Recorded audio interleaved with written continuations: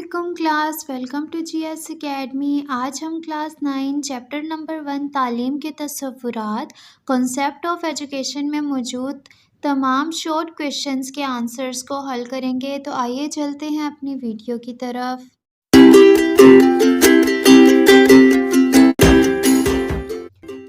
दर्ज झेल सवालात के मुख्तसर जवाब लिखे। क्वेश्चन नंबर 1 है, रस्मी तरीक़ा तालीम क्या है?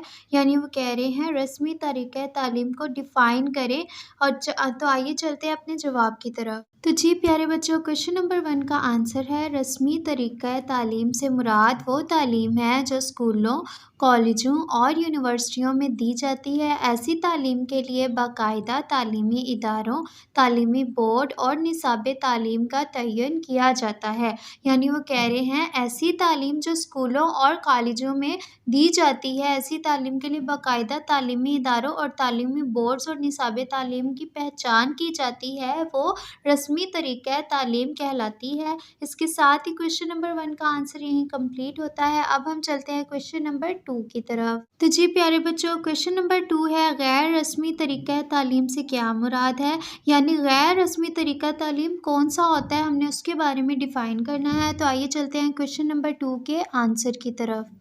तो जी प्यारे बच्चों, क्वेश्चन नंबर 2 है, गैर रस्मी तरीक़ा तालीम क्या है? गैर रस्मी तरीक़ा तालीम से मुराद ऐसी तालीम है जिसमें बाकायदा तरबियत का एहतमाम ना हो। इस तालीम के लिए जगह, निसाब और मुकाम का पहले से तयन नहीं होता।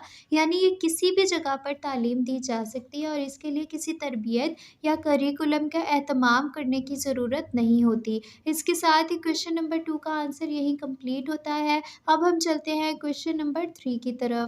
तो जी प्यारे बच्चों, क्वेश्चन नंबर 3 है, नीम रस्मी तरीक़ा तालीम से क्या मुराद है? यानी रस्मी और गैर रस्मी के बाद नीम रस्मी तरीक़ा तालीम आता है। तो अब हम इसके जवाब की तरफ चलते हैं।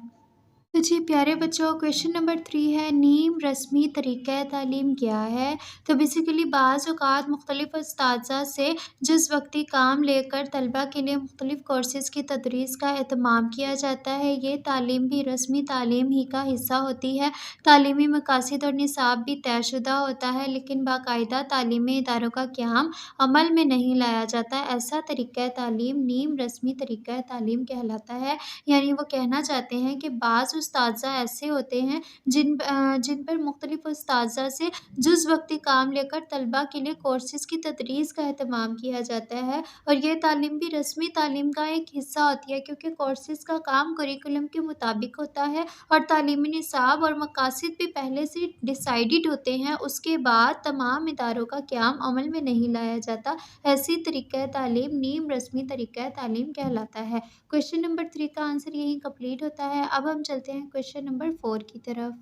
तो जी प्यारे बच्चों, क्वेश्चन नंबर 4 है, इमाम अबू हनीफा रहमतुल्लाह ने तालीम के बारे में क्या फरमाया? तो आइए चलते हैं क्वेश्चन नंबर 4 के आंसर की तरफ। तो जी प्यारे बच्चों, क्वेश्चन नंबर 4 का आंसर है, इमाम अबू हनीफा ने तालीम के बारे में फ़रमाया, तालीम का हसूल इस पर अमल करने की गर्ज से होना चाहिए, क्योंकि ऐसी तालीम जिस पर अमल ना किया जाए बेकार है। यानी इल्म का पता तो है आपको, लेकिन आपने हासिल कर कर भी उस पर अमल नहीं किया, तो ऐसी तालीम बेकार है। इमाम अबू हनीफा के हवाले से ऐसी तालीम के ऊपर अमल करना बिल्कुल भी बेकार है, जिसके ऊपर आपने हासिल तो कर लिया है लेकिन आप अमल दरामद नहीं कर पा रहे। इसके साथ ही क्वेश्चन नंबर 4 का आंसर यही कंप्लीट होता है। अब हम चलते हैं क्वेश्चन नंबर 5 की तरफ। तो जी प्यारे बच्चों, क्वेश्चन नंबर 5 है, इमाम गज़ाली ने इल्म के हसूल के बारे में क्या फ़रमाया? तो आइए चलते हैं क्वेश्चन नंबर 5 के आंसर की तरफ। तो जी प्यारे बच्चों, आंसर है इल्म का हसूल और इमाम गज़ाली। मुस्लिम मुफ़क्किरीन में इमाम गाज़ी एक अज़ीम मुफ़क्किर हैं। इन्होंने इल्म के हसूल के मुतल्लिक़ इस तरह फ़रमाया, तालीम ऐसा ज़रिया है जिसकी मदद से इंसान अल्लाह का क़ुर्ब हासिल कर सकता है। यानी तालीम के ज़रिए इंसान अल्लाह के करीब जा सकता है। लेकिन अगर कोई शख्स सिर्फ़ इस गर्ज़ से इल्म हासिल करेगा कि वो दुनिया में आला मुरतबा हासिल कर सके या इल्म کے ذریعے اپنی ذاتی خواہشات کے حصول کو زندگی کا شعار بنائے تو ایسا شخص آخرت میں اپنے آپ کو اللہ کے غضب سے نہیں بچا سکتا۔ یعنی وہ کہہ رہے ہیں کہ اگر کوئی علم اس لیے حاصل کرے کہ وہ دنیا میں اعلیٰ مقام حاصل کر سکے لیکن وہ اللہ کے قریب نہیں جا رہا تو ایسا شخص آخرت میں اللہ کے عذاب سے نہیں بچ سکتا۔ تو کوشچن نمبر 5 کا آنسر یہیں کمپلیٹ ہوتا ہے۔ اب ہم چلتے ہیں کوشچن نمبر 6 کی طرف۔ تو جی پیارے بچوں، کوشچن نمبر 6 ہے تعلیم اور علم میں کیا فرق ہے؟ تو ہم نے ڈفرینس کرنا ہے تعلیم اور علم میں۔ تو آئیے چلتے ہیں اپنے جواب کی طرف۔ تعلیم ایک معاشرتی عمل ہے اور تعلیم کے ذریعے ہر معاشرے میں فرد کو معاشرے سے مطابقت پیدا کرنے اور اسے معاشرے میں اپنا بھرپور کردار ادا کرنے کے قابل بنایا جاتا ہے۔ یعنی تعلیم ایک معاشرتی عمل ہے، ٹھیک ہے۔ تعلیم کے ذریعے فرد کو معاشرے میں رہنے کے قابل بنایا جاتا ہے۔ ہر معاشرہ اپنے نظریات، عقائد اور اقدار کی بنا پر تعلیمی طریقہ کار وضع کرتا ہے، اور اگر معاشرہ مذہبی ہو تو تعلیم بھی مذہبی ہوگی۔ یعنی جیسا معاشرہ ہوگا ویسی ہی تعلیم ملے گی، اور تعلیم کے معنی بتانا، پڑھانا، بار بار اور کثرت سے خبردار کرنا ہے، یعنی بار بار تعلیم کے پروسیس کو ریپیٹ کرنا ہے۔ تعلیم کے ذریعے علم دیا جاتا ہے، تعلیم کے ذریعے معاشرتی تربیت، اخلاق اور کردار کی تعمیر بھی کی جاتی ہے۔ علم دراصل وہ معلومات ہے جس سے کوئی فرد آگاہ ہوتا ہے، یعنی کسی چیز کا آپ کو علم ہونا، پتہ ہونا، وہ علم ہوتا ہے۔ مثلاً پانی کن چیزوں کا مجموعہ ہوتا ہے؟ تو بیسیکلی پانی H2O کا مجموعہ ہے۔ تعلیم کے ذریعے سے بتایا سمجھایا گیا ہے کہ پانی کس طرح بنتا ہے۔ تو بیسیکلی تعلیم اور علم میں یہ فرق ہے۔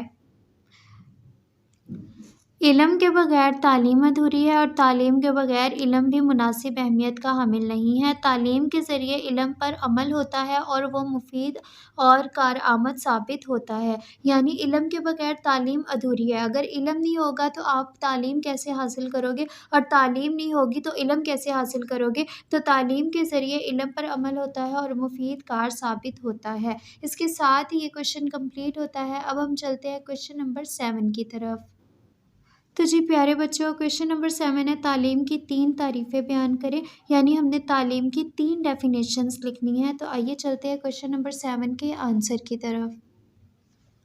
مسلم مفکرین میں امام غزالی ایک عظیم مفکر تھے۔ انہوں نے علم کے حصول کے متعلق اس طرح فرمایا: تعلیم ایسا ذریعہ ہے جس کی مدد سے انسان اللہ کا قرب حاصل کرتا ہے، یعنی اللہ کے قریب جاتا ہے۔ لیکن اگر کوئی شخص صرف اس غرض سے علم حاصل کرے کہ وہ دنیا میں کامیاب ہو سکے تو وہ آخرت میں اللہ کے غضب سے نہیں بچ سکتا۔ تو امام غزالی نے یہ فرمایا تھا کہ آپ علم حاصل کرو تو وہ علم حاصل کرو جس کے ذریعے آپ اللہ کے قریب جا سکو۔ امام ابو حنیفہ نے تعلیم کے بارے میں فرمایا: تعلیم کا حصول اس پر عمل کرنے کی غرض سے ہونا چاہیے۔ یعنی آپ علم حاصل کر رہے ہو تو اس پر آپ عمل نہیں کر رہے تو ایسی تعلیم کا کوئی فائدہ نہیں ہوتا، کیونکہ ایسی تعلیم جس پر عمل نہ کیا جائے بیکار ہے۔ دوسرے لفظوں میں تعلیم کی تعریف سے مراد بتانا، پڑھانا، بار بار کثرت سے خبر دینا ہے۔ تعلیم ایک ایسا عمل ہے جس کے ذریعے معاشرے کے افراد کی تربیت اور نشو و نما کا بندوبست کیا جا سکتا ہے۔ یعنی تعلیم سے مراد ہے کسی کو بتانا یا پڑھانا، یہ کثرت سے بہت زیادہ پڑھانا اس کو اور بار بار بتانا، اور تعلیم کے ذریعے معاشرے کے افراد کی تربیت بھی ہو سکتی ہے اور اس کی نشو و نما بھی ہر لحاظ سے ہو سکتی ہے۔ اس کے ساتھ تمام شارٹ کویشچنز کے آنسر یہیں کمپلیٹ ہوتے ہیں۔ آئی ہوپ آپ کو یہ ویڈیو پسند آئی ہوگی۔ ملتے ہیں نیکسٹ ویڈیو میں۔ اللہ حافظ۔ Thank you for watching. GS Academy,